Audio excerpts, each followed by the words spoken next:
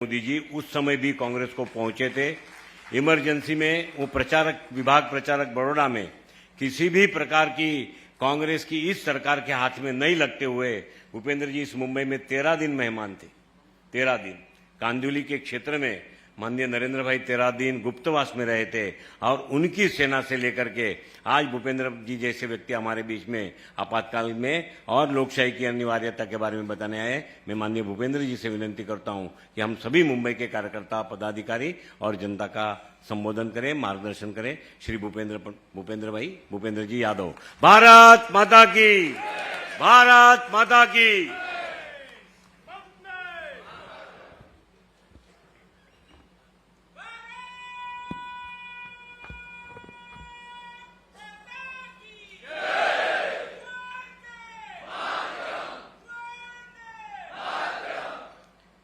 देश के एक बड़े दिवस को,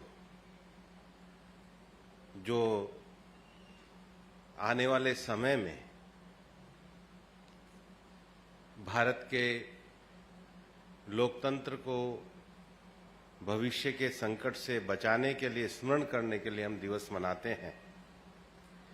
ऐसे आपातकाल दिवस के इस कार्यक्रम में मंच पर उपस्थित भारतीय जनता पार्टी के हमारे वरिष्ठ नेता, मुंबई के अध्यक्ष भाई आशीष शेलार जी, महाराष्ट्र सरकार में मंत्री सम्मान्य मंगल प्रभात जी, पूर्व सांसद श्री किरीट सोमैया जी, संसद में हमारे साथी माननीय गोपाल शेट्टी जी, माननीय विधायक श्री अतुल जी, श्री योगेश जी, श्री सुनील राणे जी, श्री अर्पित साटम जी, विधायिका बहन मनीषा जी, भारती जी और यहाँ के मुंबई के महामंत्री श्री संजय उपाध्याय जी, मेरे सामने बैठे अनेक पार्टी के हमारे मित्र जिनसे मेरा व्यक्तिगत परिचय है, भाई और बहनों। सबसे पहले तो अतुल जी जब कह रहे थे बारिश आ गई है, तो मेरे को लग रहा था बारिश नहीं आई, ये मानसून आया। क्योंकि मुंबई वालों के लिए बारिश आती है, लेकिन हरियाणा, दिल्ली वालों के चेहरे पे खुशी छा जाती है कि अब मानसून आ गया है, भविष्य की भी फसल अच्छी होगी। और मुंबई का जो मानसून है, आप लोग थोड़ा ज्यादा संकट झेलते हो, लेकिन हमारे लिए वो एक आश्वस्ति भी होता है। तो आप पहरेदार के नाते मानसून का स्वागत करते हो, हम किसान के नाते उसकी बाट जोहते हैं। अतुल जी कह रहे थे कि लोग पूछते हैं कि 48 साल बाद भी इमरजेंसी को क्यों याद करते हो। प्रश्न पूछना वाजिब भी है। देश को 1947 में आजादी मिली और गांधी जी ने आजादी के बाद कहा कि जिस संस्था को हमने आजादी के लिए बनाया है, उस संस्था को विसर्जित करना चाहिए, नया संविधान बनाना चाहिए, नए तरीके से लोगों को लोकतंत्र में भागीदारी के लिए अपने अपने तरीके से नई दल बना करके और हिंदुस्तान को एक स्वराज्य के आधार पे खड़ा करना चाहिए, जिसमें भारत का आत्मसम्मान, भारत की मर्यादा, भारत के गौरव, भारत का विजडम ये आगे बढ़े। और गांधी जी का आंदोलन अंग्रेजों को हटाने के साथ साथ अगर देखा जाए तो शिक्षा के सुधार के लिए, महिलाओं के सम्मान के लिए, स्वदेशी के आग्रह के लिए, भारत के गौरव के लिए बना हुआ आंदोलन था। और यही कारण था कि हमने जब आजादी ली और भारत का संविधान बनाना तय किया, तो संविधान की प्रारूप समिति के अध्यक्ष बाबा साहब अंबेडकर को बनाया। और ये जो हमारा संविधान है, बाबा साहब का दिया हुआ संविधान है, भारत का जो भी सांसद बनेगा, विधायक बनेगा, पंचायत प्रतिनिधि बनेगा, उसको भविष्य में इसी संकल्प को लेकर के चलना होगा कि जो संविधान बाबा साहब ने दिया है, इस संविधान को पूरी मर्यादा के साथ मुझे आगे चलाना। ये हम नहीं, आने वाले समय में भी। पर भारत के संविधान की जो सबसे बड़ी ताकत है बाबा साहब ने दी, जिस पर हमें गर्व है, वो क्या है?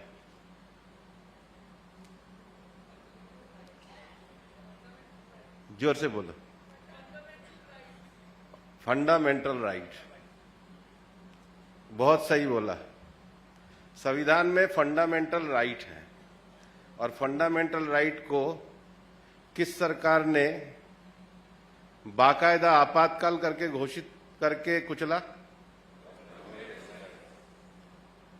जब फंडामेंटल राइट को कुचला तो भारत में से संविधान की आत्मा को कुचला, उसको भारत की जनता ने विजय दिलाई। बार बार हम इसको याद करेंगे ताकि बाबा साहब के दिए हुए संविधान और लोगों के नागरिक अधिकारों को कभी कुचला ना जाए। और इसलिए देश में जो तथाकथित लिबरल लोग आज बार बार टीवी पर बहस करते हैं, बार बार टीवी पर कहते हैं कि हिंदुस्तान से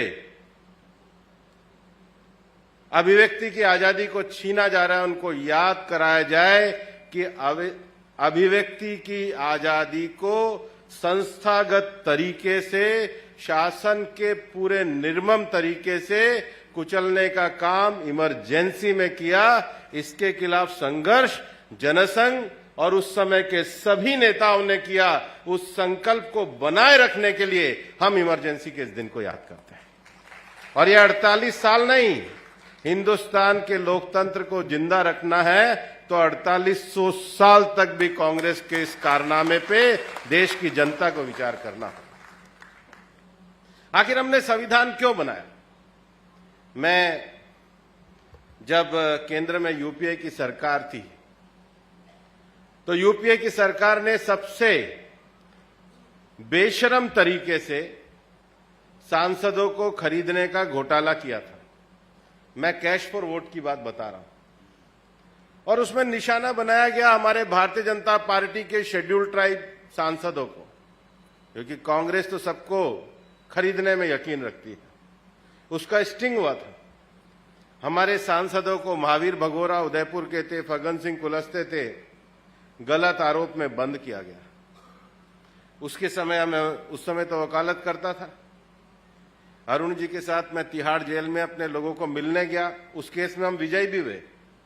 ये जो कांग्रेस आज तरह तरह की बातें करती है, मनमोहन सिंह जी के समय में कितनी निर्लज्जता के साथ इन्होंने भाजपा के सांसदों के साथ व्यवहार किया, और जब इनका घोटाला फूटा तो किस तरह सत्ता का एक निर्मम खेल करके इन्होंने वो कैश फॉर वोट का पूरा कांड रचा। उसकी अगर दिल्ली पुलिस की कोई एफआईआर उनके समय की पड़े और जिसको न्यायालय ने धज्जिया करके उड़ाया तो समझ में आएगा कि ये राहुल गांधी जी जब सांसद थे, उन्हीं की मनमोहन सिंह जी की सरकार ने इमरजेंसी के बाद भी किस प्रकार से संवैधानिक चीजों का बेजा इस्तेमाल किया।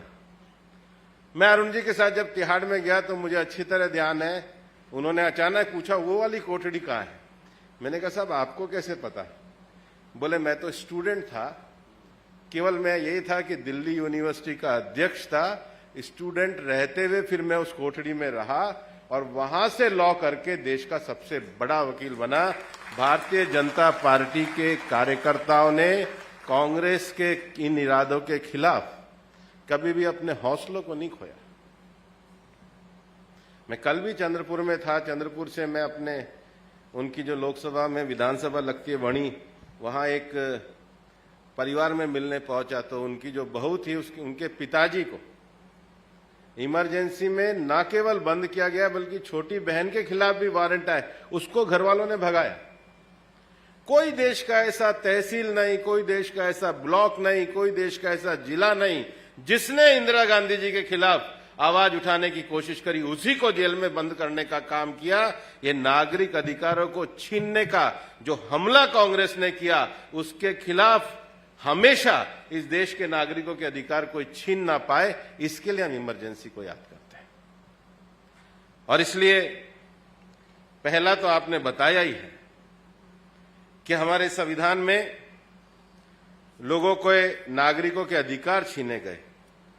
अगर कोई दूसरा भी बता दो तो मैं आपको कहूंगा कि मेरी आपकी बातचीत सही दिशा में चल रही है।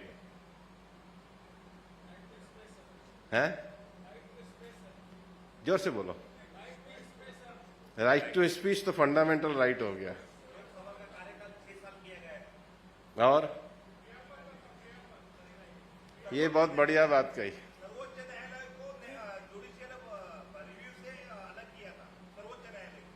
दो बातें बहुत सही कही। हमारे देश की जो प्रस्तावना है संविधान की, वो हम सब लोगों को सामाजिक, आर्थिक और राजनीतिक न्याय की आश्वस्ति देती है। सामाजिक न्याय का अर्थ यह है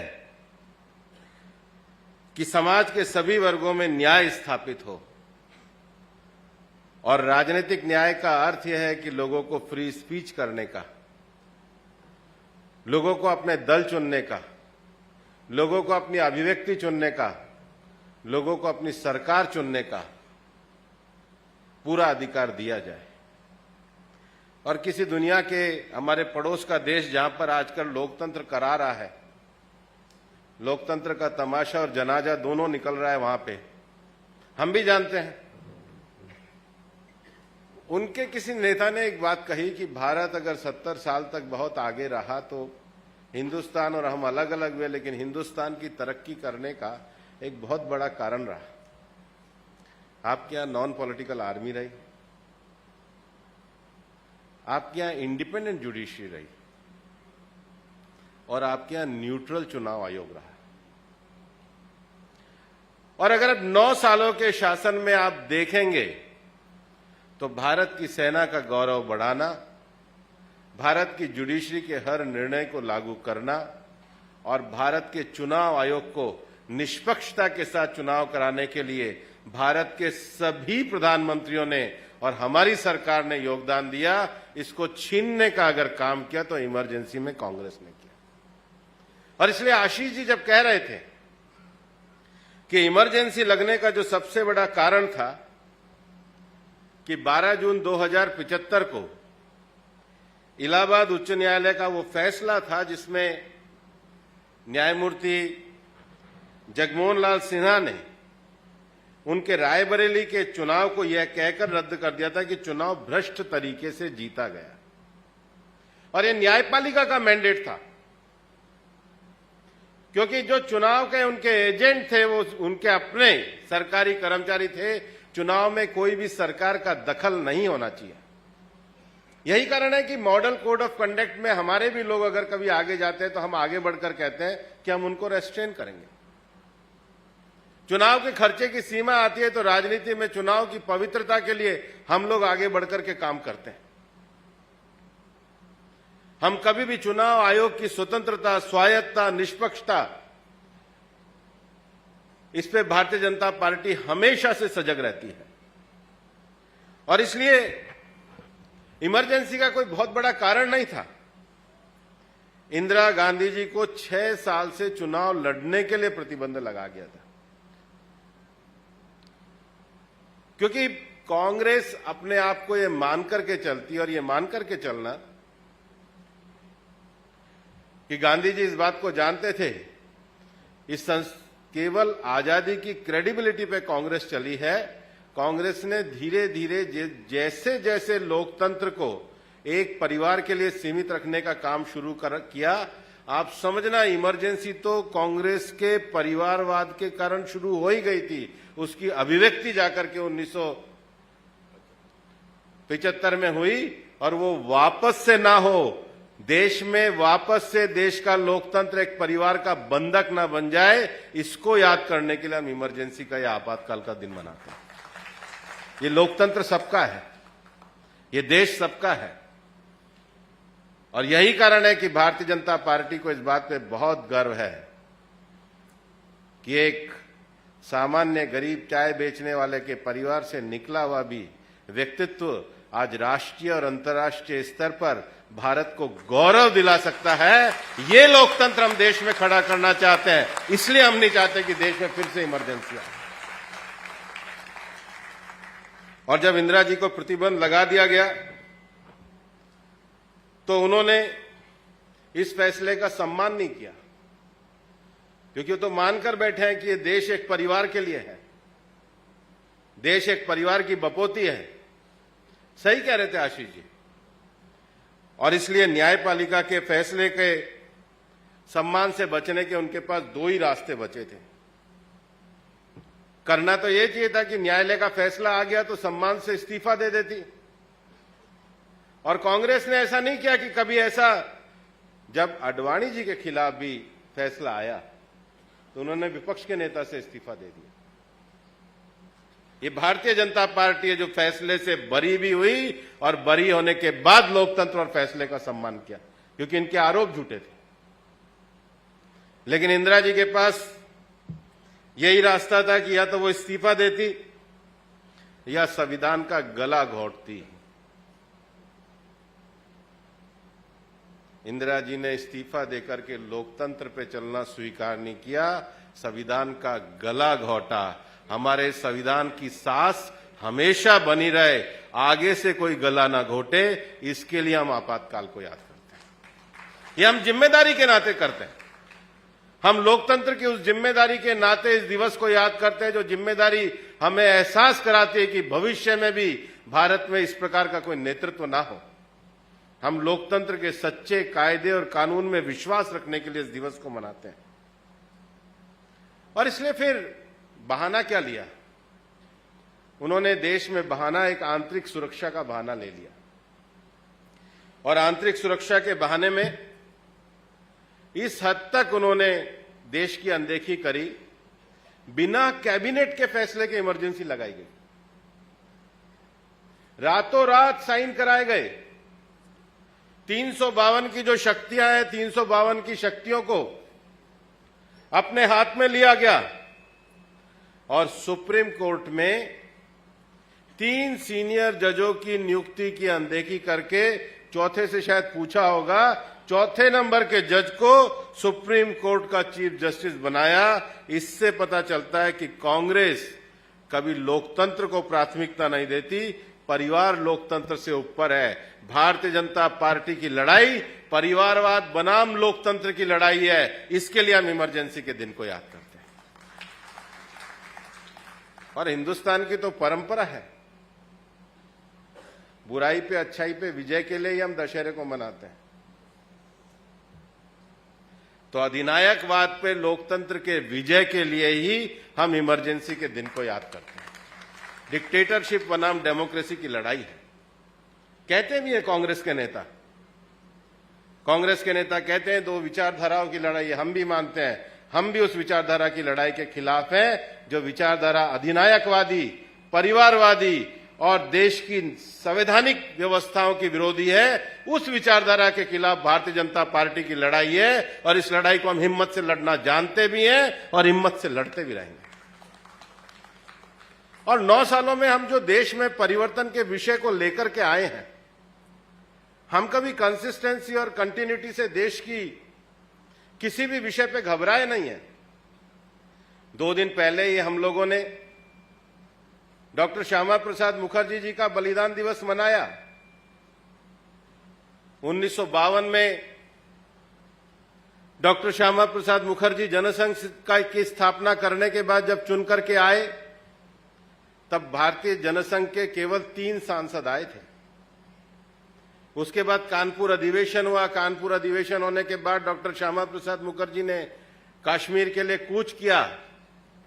लेकिन कांग्रेस की एक बात को पार्टी के कार्यकर्ताओं को भी याद रखना चाहिए, जिस प्रकार से जयप्रकाश जी के बारे में यहां दिखाया गया। मेरे साथी मंत्री अश्वनी चौबे जी पर्यावरण में ही मेरे सहयोगी मंत्री हैं, मैं भी उनसे पूछता हूं, वो दर्दनाक जो विषय अश्वनी जी से मैं जब कभी सुनता हूं तो रोंगटे खड़े हो जाते हैं कि कोई पॉलिटिकल पार्टी के कार्यकर्ताओं के साथ कोई राजनीतिक दल इस प्रकार से व्यवहार कर सकता है।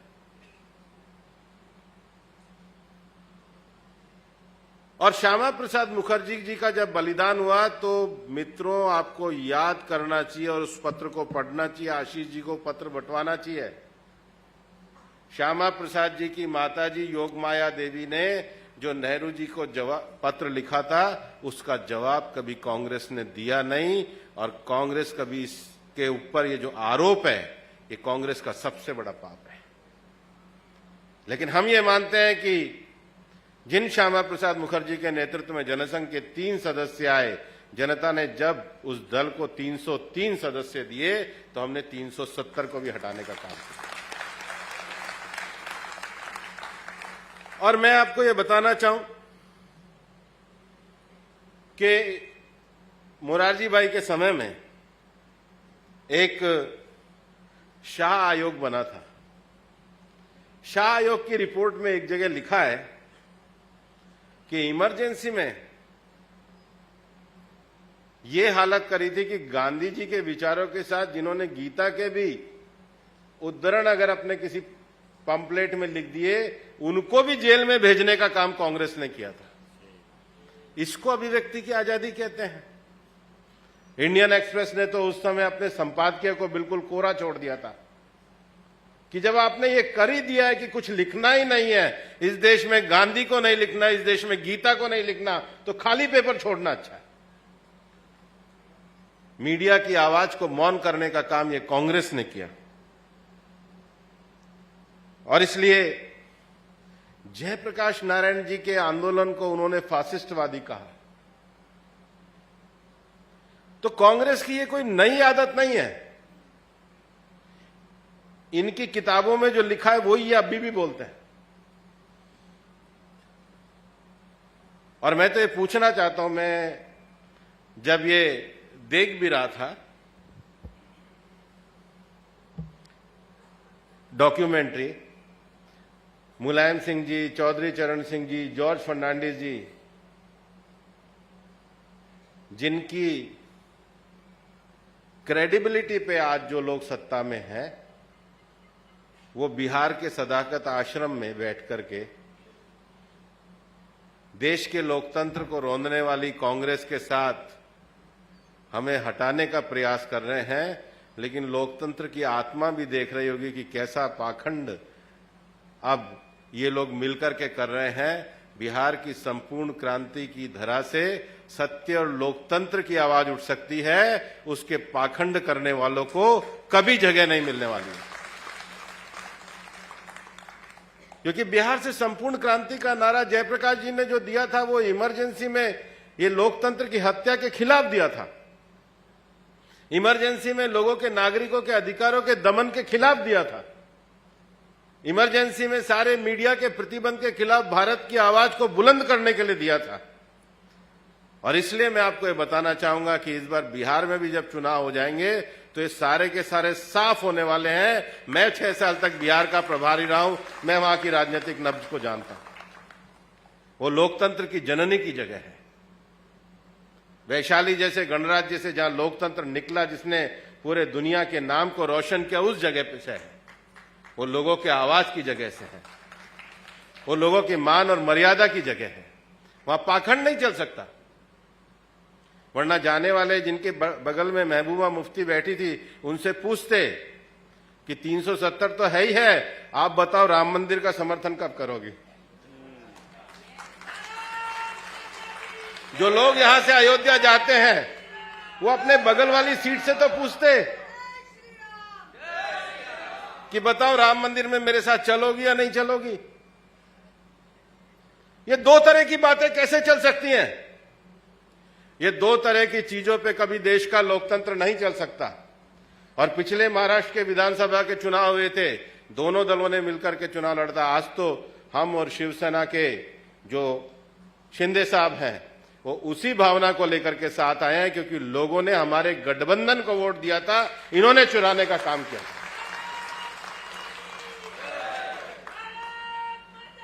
और मैं महाराष्ट्र के दौरे से आया हूं, हिंगोली से, बुल्ढाना से, औरंगाबाद से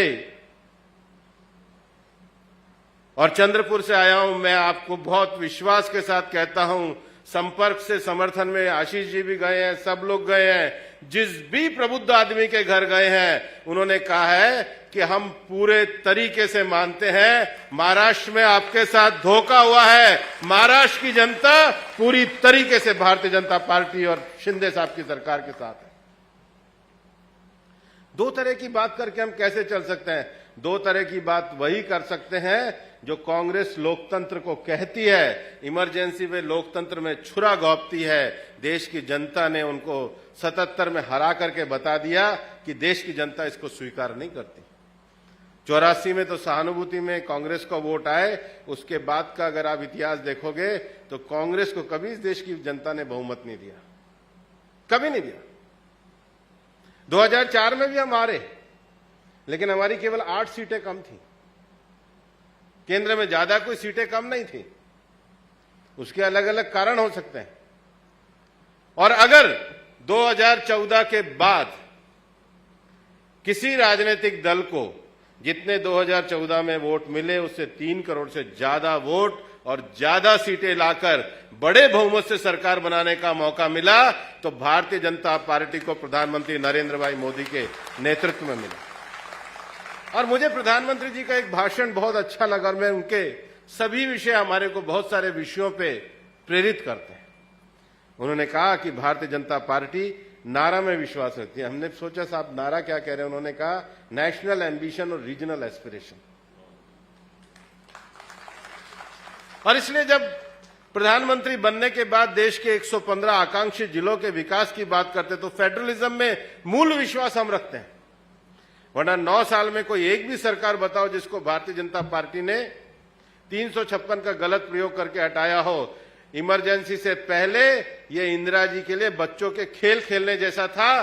जो सरकार उनको पसंद नहीं आती थी उसी को हटा देती थी, जो व्यक्ति पसंद नहीं आता था उसी को हटा देते थे। और इसलिए शायद पवार साहब को भी तभी इंदिरा जी ने हटवा दिया था। अपने इतिहास को नहीं बताते हम उस कांग्रेस वालों के साथ मिलकर। क्यों हटाना? क्योंकि पसंद नहीं है। क्यों हटाना? कोई गांव का व्यक्ति उभर के ना आ जाए। क्यों हटाना? कोई मेरे परिवार के खिलाफ नया नेतृत्व ना खड़ा हो जाए। और एक ऐसा दुर्भाग्य है कि जयप्रकाश नारायण जी के अनुयायी बने हुए चाहे लालू जी हों चाहे नीतीश जी हों, आज उसी परिवारवाद की राजनीति में उलझ करके रह गए। परिवारवाद की राजनीति संपूर्ण क्रांति की राजनीति नहीं हो सकती। सबका साथ, सबका विकास और सबका प्रयास ही यही संपूर्ण क्रांति की राजनीति है जिसको जयप्रकाश जी ने देने का काम किया है।